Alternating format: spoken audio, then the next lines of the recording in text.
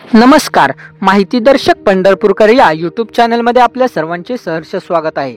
सर्वप्रथम आपण पंढरपुरातील आज विश्वकर्मा जयंतीनिमित्त विश्वकर्मा भगवानांचे दर्शन घेण्यासाठी निघालो आहोत. तर सर्वप्रथम आपण आलो होतो ते म्हणजे श्री संत शिरोमणी सावता महाराजांच्या मठापाशी. मग सर्वप्रथम आपण महात्मा ज्योतिबा फुले चौकातून थोडंसं पुढे आल्यानंतर श्री संत शिरोमणी सावता महाराज यांच्या मठा शेजारीच असलेला श्री संत जळोजी मळोजी महाराजांच्या मठामध्ये आपण आलो आहोत.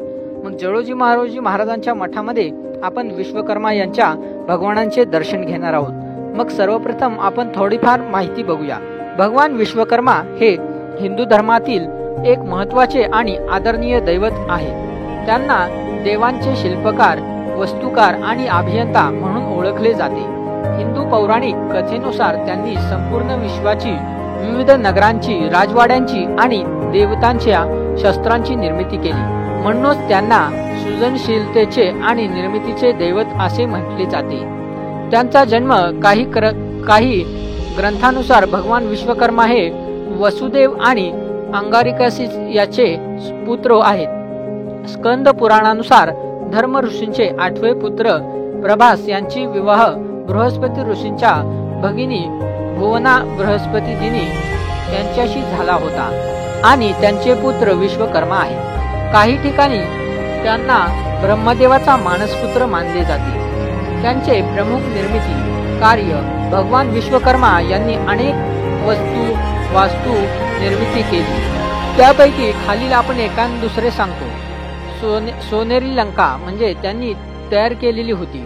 पुष्पक विमान रावणाकडे असलेले पुष्पक विमान त्यांनीच बनवले होते. त्यानंतर रावणाने कुबेराला देवाकडून हिसकावून घेतले. भगवान श्रीकृष्णांची द्वापार युगातील त्यांनी श्रीकृष्णासाठी समुद्राच्या आतमध्ये सुरक्षित आणि सुंदर द्वारका नगरी बसवली.